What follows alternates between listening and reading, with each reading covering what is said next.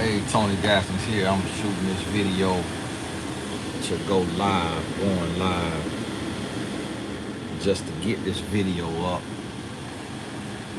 so that I don't have to shoot it and then upload it. So if you seeing this, you just seeing a live recording.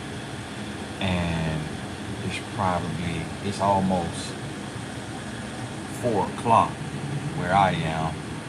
And so if y'all happen to pop on here, it's just a live recording. It's not really a live. It's not really it's not a Q&A or anything, but it's something I want to speak on because I'm getting ready to head to speak to a team. And I'm going to speak to a college sports team. And this team is almost all black. I think they have one white player. The team is almost all black. And when I spoke to them, I could tell that nobody had ever said the things to them that I said to them.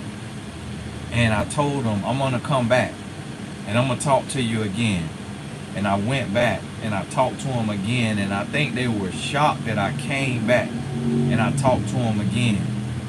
And some of them reached out to me and sent me messages. And it's another team I work with that they almost all black males as well. And I think that's what is triggering a lot of people. It's two sides of the aisle. When I talk to people who they are on a trajectory about money, they focus on their money, they trying to get their money up, they understand totally what Deion Sanders is doing by leaving Jackson State University and going to Colorado. But then on that other side is the people that you hear who I think they're thinking about the abandonment of young black men, which they are adult men. So people like, hey, these adults, he done did this, he done did that, he done did this. Like, okay, he done did enough. And it's two sides to it. And I'm sitting and I'm just looking at it and reading people's comments and seeing how people processing it, because it helped me, because just understanding people. And this the thing, I'm going back to work with this school, and this is another school I work with, it's another school I work with. It's like 4 different schools that I done worked with this year. And the teams are made up of black men, young black men, from high school through college.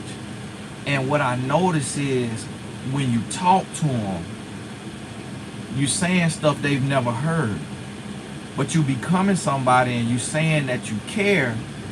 And so if you don't show up, if you don't answer the phone, if you're not there, then they lose hope, they lose trust, because for a lot of them, that's what their father did. The ones with a father, they really don't care. They really don't. They appreciate you and don't appreciate you because they have a father. And I noticed that with my sons, because I'm in the home, they don't really need the affirmation of another man. Like, they really not chasing after another man. They really not going to seek the counsel of another man because I'm in the home. But it's a lot of young men who their father not there. And us showing up, it means something.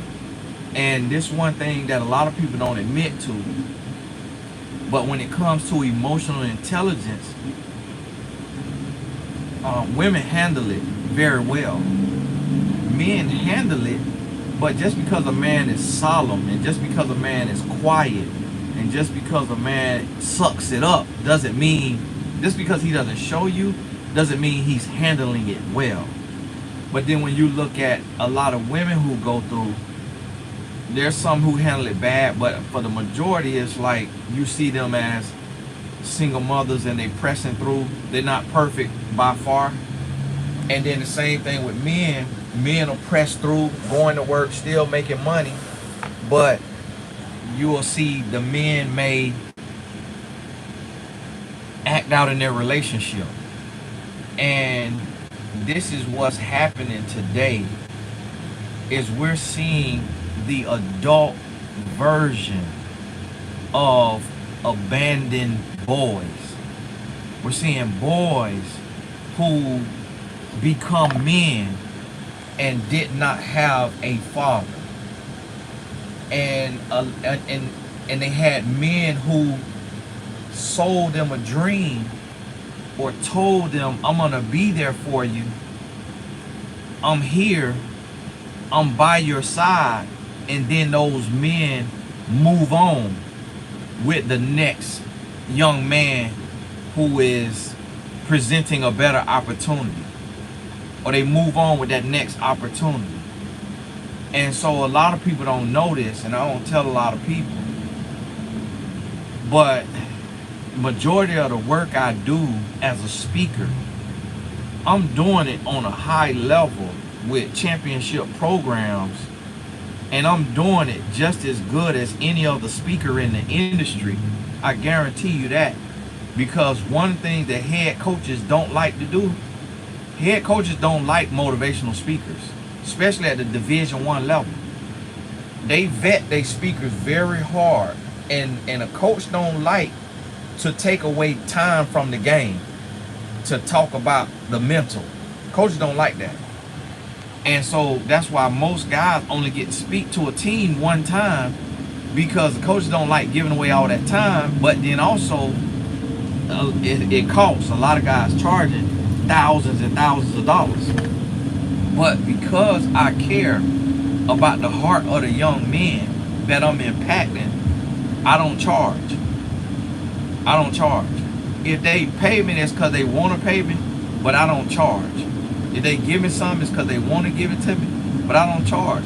Because I don't want the money to get in the way of me reaching this young man's life. Because I know that I have reached tens of millions of people as a black man without a college degree, without a team, without a mentor. So I believe when I'm sitting in front of these young men who are athletes, and they have the edge that athletes have, that when the game is over and they go into the real world, if I was a college athlete who was lazy and I'm doing what I'm doing, it lets me know what these young men can do if they have any amount of work ethic. And that's why I go talk to them. But if I charge what I'm worth, if I charge the school even $1,000, they're not going to be able to bring me back many times. If I charge them even $1,000. Now, if I charge them what I'm worth, 10,000, 15, 20, 25,000, what some of us speakers get. I done been paid $50,000 by a company to speak for 5 minutes. So speakers get paid well. And so somebody may say, oh, well, I got paid $125,000. Yeah, but you spoke an hour. So when I got paid $50,000 to speak 5 minutes, you look at how many times 5 minutes go into 60 minutes. And then you see that really was a $300,000 check, essentially, for an hour speech. And I don't charge the schools because I'm more concerned about reaching the young men. And I prayed to God, and God gave me another way to make a living so that my purpose, my passion don't have to be just about the check. And that's why I try to help other speakers too, like create other streams of income so that your heart is really in what you're doing. And you are there to impact the lives. And I put it on my Twitter. But this how men are. This how men are. And women always ask these questions about men. Why aren't men growing? I put it on my Twitter. If you are a coach of young men, it's college coaches, Division I coaches that follow me, high school coaches that follow me. I say, if you are a coach and you have a team and y'all don't have a team mentor, reach out to me and I'll do a Zoom with y'all, or I'll fly in and speak to your team. I got over 300,000 followers on Twitter. I think it's been one coach that wrote me. I think it's been one coach that wrote me, and that just reminded me I need to reach back out to him because he had an HBCU. Been one coach that reached out to me, and a lot of people liked it. A lot of people retweeted. But here you got a successful black man. But see, so many men, and this is our problem. They think that, oh, if you didn't play in the NFL, if you didn't play in the NBA, what you gonna tell my players? I'm gonna tell them how to be a man, because the game of life is way more important than a sport. I played sports my whole life. I played football in college. That does not equate to life. Life will destroy you. Life will mess you up. Life don't ask you for permission to do nothing to you. Life will give you what it want to give you. And the problem, what you see, you hear this term arrested development. I don't even know what it means, but it sounds like what it means. But it's so many men, especially black men, because when we come up, we are only affirmed as athletes. And that's why you notice so many music artists are smaller, and comedians, a lot of them are smaller. You see Kevin Hart is 5'4", because it's not a lot of options as black men. So if you're too small to play a sport, then they say, well, you need to make music or you need to tell jokes, but we're not taught how to start a business. We're not taught how to get into the service industry regularly enough, or we have too much pride and ego for it. That's why a lot of your rappers are smaller, because the sports wasn't working out, so they had to go to music. But what's happening with the athletes is they're going and they're playing a sport and they're being praised and they're being utilized for their body, but then as soon as that sport is over, they're being discarded and they're being treated like trash. And imagine the psychological warfare, and imagine what happens in the mind when you've been used for your body, and now that you are done for, you get thrown to the wayside. But along this time, these college coaches have been taking your time for 40 hours a week, or the pro coaches been taking your time. Well, pro different because you're getting paid, but in college and high school, you giving all this time, and the coaches, 99% of coaches don't take 30 minutes a week to teach these young men about life, about a credit score, about an LLC, about savings, about relationships, about how to handle tough times. They only taught X's and O's for the game, and they're not being respected or seen as humans. They're being seen as a product by most programs. And that's why I go and work with the programs I work with, because the coaches, they want to give more, and they want to treat their players like people and not just athletes. And that's what the issue is. So a lot of people don't understand why there's people who are mad. A lot of people don't understand why some people mad with Deion Sanders for leaving Jackson State. The reason why the people that's mad, I get it, because it's business. You got to elevate. I get it. And one thing I've learned as I started to climb, I learned never judge a person until you walking in their shoes. A lot of people have a comment about what to say or what to do, but until you in that person's shoes, you cannot see from their vantage point, and you have no idea. So that's why I do my best not to judge. But a lot of people are mad with Dion because of the abandonment trigger. It's triggering that abandonment response that we have from being given a promise, and we take that promise is forever.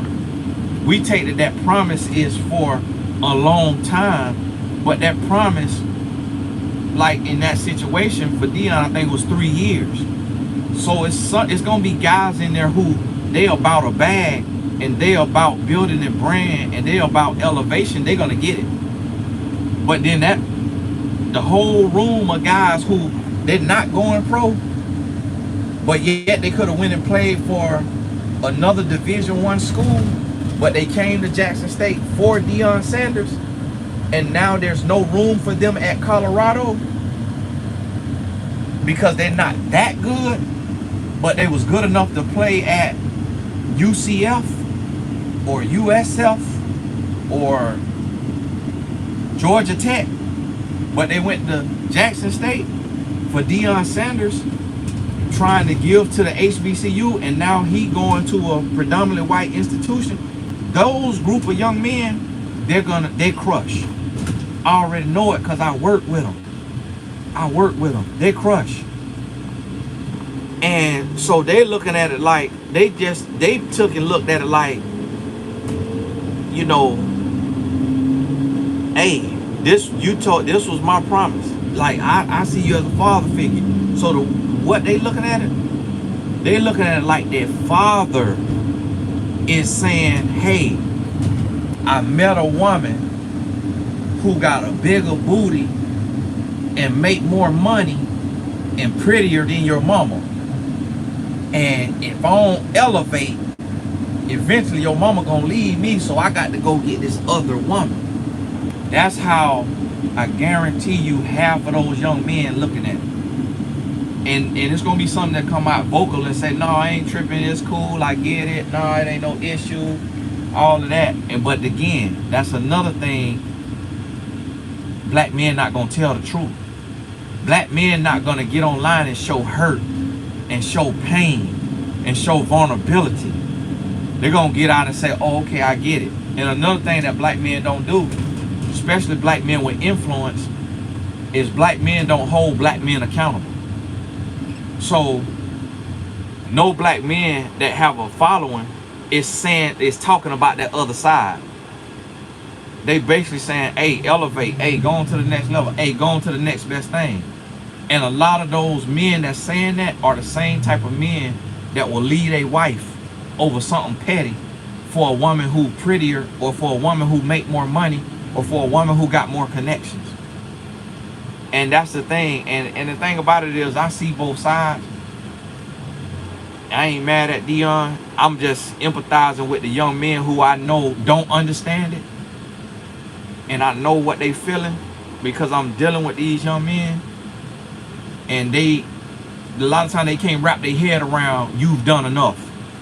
A lot of times they can't wrap their head around, oh, you came and you did this and you did this and this, because they want you, they want that male figure in their life forever. And people could say, oh, well, the men could still be there for the young men.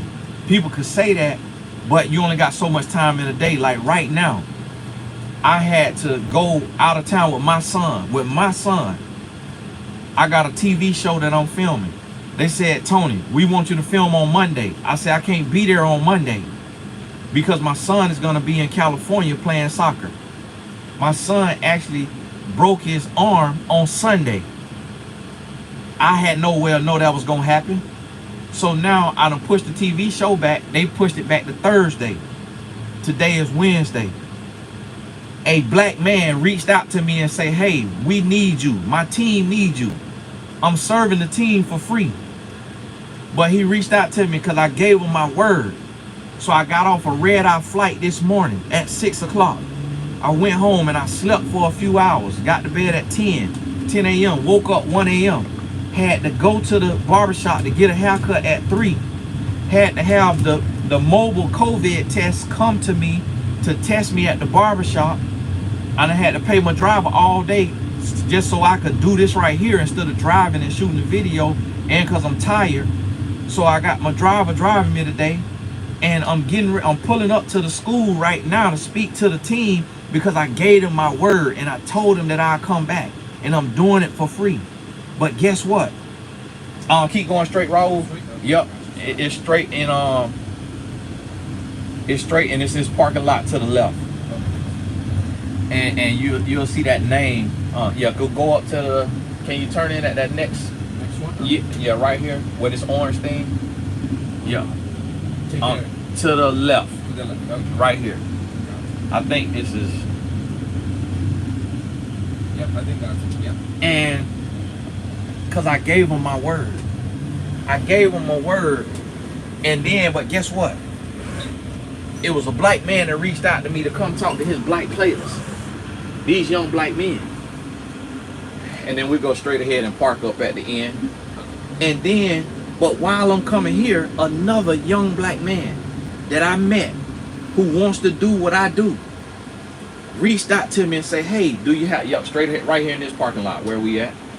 So see with this black SUV and, yep, we're right over there. Who he want to do what I do. And he said, hey, do you have time to talk to me? I said, hey, I'm getting ready to speak to a team right now. But after I finish speaking to that team, I should have time. So here I am in one day, and 99.9% of this not shown. This not talked about. That is black men trying to help black men. But what people don't understand is when a black man is given a word and then that word changes, it's a lot of black men that can't recover from that because that's what their father did to them. And that's why my father was in the home, and because he was in the home, it taught me, stand on what you stand on, be there. And so my mama, she's an adult, but he had to raise his kids, and he stayed with her all the way till my sister was 18. Their relationship was done after year 2. But not only did he stay, he was healthy in the home. And my mama, she knew that the relationship had went, sour, and that they wasn't on the same page. But he was there for me. And whether that was right or wrong, because some people say, oh, you shouldn't stay for the kids if you can't. You shouldn't stay if you're going to be fussing, fighting, arguing, and all that. He stayed and was healthy. He wasn't fighting. He wasn't arguing. He was a good example. And so that said something to me. So I said to my mom one time, I said, Mama, if I get a prostitute pregnant, I am going to marry her. And I'm going to be there for my kids. Because if I made a choice to lay down with a woman and bring a child in this world, I'm going to stand up as a man. And I'm going to be there for my child. And I'm going to be healthy for my child. And I'm going to be an example for my child. I'm not finna get a nut and run off. I'm not finna get what I want and then let that child suffer. And see, that's what we have to realize as black men, and that's what we're not doing. We running off on our sons. We running off on the young black men that we done made a promise to. We running off on them after we done sold them a dream. And that's what's hurting. And that, who do you think pays a price for that? Their wife pay a price for that. Then their kids pay a price for that. When I walk in this school and I talk to these Division I athletes, which some of them could go to the NBA, when I talk to these young men, they're going to be shocked that this is the 3rd time I'm coming to talk to them within 2 months. But guess what? Since I done started talking to them, they done changed their life. They done start to work on their life. They starting to work on not smoking as much, not drinking as much, not sleeping around as much, because they hearing something they had not heard. And as men, black men, we got to stop abandoning each other. We got to stop abandoning our son. It's so many black men that get a woman pregnant, have a son, have a daughter. And it ain't just about the sons, but I'm talking about how the pain that men are causing in the world due to their pain. And it's because of their daddy caused that pain. And their daddy caused the pain because their daddy caused the pain. And at some point, the buck has to stop. And we got to say, I'm going to make a change. I'm no longer going to cause pain because the pain was caused to me. And this is what is happening. And so we have these men who get a woman pregnant and have kids with a woman. And then the next big booty and a smile, or the next big check, they go and get with that woman and start treating their biological kids like they are less than, treating them worse than Cinderella was treated. Treat them like they stepkids because they got a new booty in their life. And women always talk about, how can a man do that? How can a man do that? Because he chasing that behind. He chasing that behind. And let me tell you why he chasing behind. He chasing behind because he is hurting and he is lost. I ain't making excuses for him. I'm explaining it to you.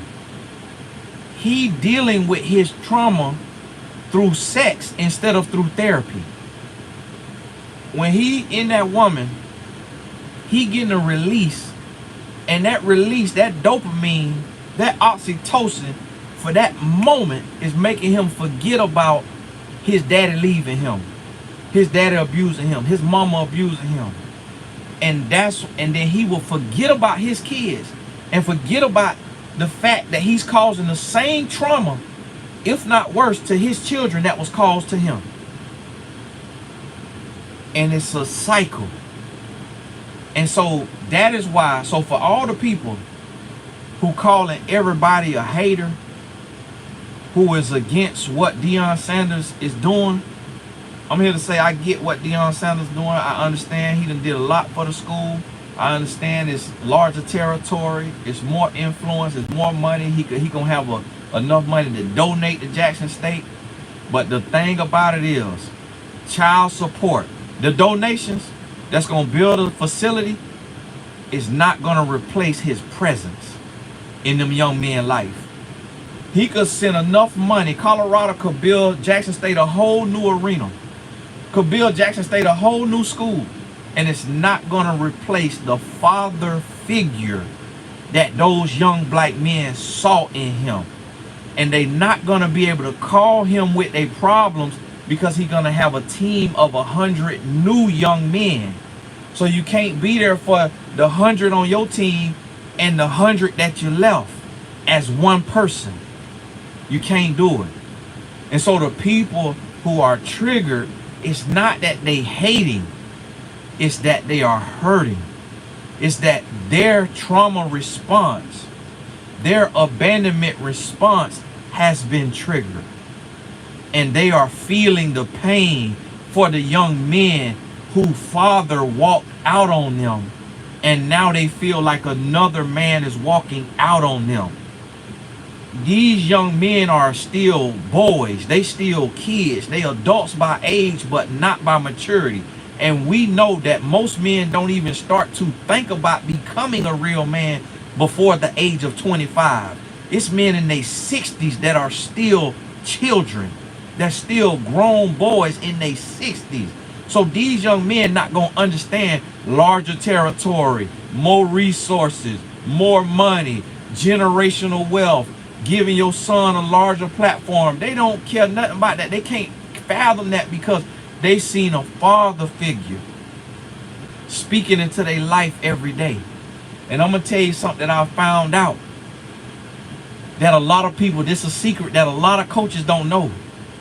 Teams do not win because of X's and O's. Teams win because of motivation. When I stepped on the scene with a team that was a good team, but had not won on a real level, when I started working with that team every month, that team became national champions. That team set a win record. That team set a ranked in the top 10 for the longest consecutive weeks ever. That team set winning records because the culture changed.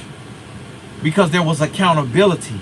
Because there was inspiration, motivation, and there was elevation. So what people don't understand, and this is what I'm telling black women, the reason why I'm not giving up on black men, even though millions of black women saying they done with black men, the reason why I'm not giving up, because I understand that most men have not heard the one thing that'll change their life forever. I understand that most men have not heard the one thing that'll get them to step it up, that'll take them to the next level. I understand that. So listen to me. They done froze my live. Hold on one second. They have froze my live. So that's why I can't give up. Because when you hear something that you ain't heard, when you hear something that you ain't heard, when you see something that you haven't seen, the one thing is it's different for every person. It's different for every man. But in the course of a speech, it's 60 things that's said, and one thing speak to each person. And each person may be different. And that's what I have found. Oliver Wendell Holmes has a quote that says, once the mind is stretched to a new dimension, it never returns to its original form. So when you become a living representation, when you become a black man who can work for yourself, who can earn millions of dollars or hundreds of thousands, who can be married and faithful, who can be a father and devoted, who can travel the world and yet still be at their son's practice, who can live a life that is comfortable but yet purposeful. See, when a black man sees that that is possible, when any man sees that it's possible, let me tell you one thing that I've found that happens after I meet men. I meet so many men, and after they talk to me, let me tell you the next thing that happens. They quit their job because they saw a possibility. They say, I just met a man who is black in America, who does not have a mentor, who does not have a team, who does not have a college degree, but he works for himself. And what I make in a year, he makes in a month. They see a possibility, and then they say, if he can do it, I can do it. So I don't care if there's a million black men that are no good because they living in their trauma and their pain and they not getting healing. I'm still going to be a representation in every aspect, in every arena that I can, because I know the ones who see it gonna say it's possible. It's possible to be married and happy. It's possible to be married and faithful. It's possible to be a Christian and to be happy. It's possible to be a Christian and to be successful. It's possible to be a Christian and not be delusional. It's possible to be a Christian and yet still relatable to a degree. See, when they see the possibilities, it changed everything. Hey, this Tony Gaskins. I'm supposed to be here by 4:30.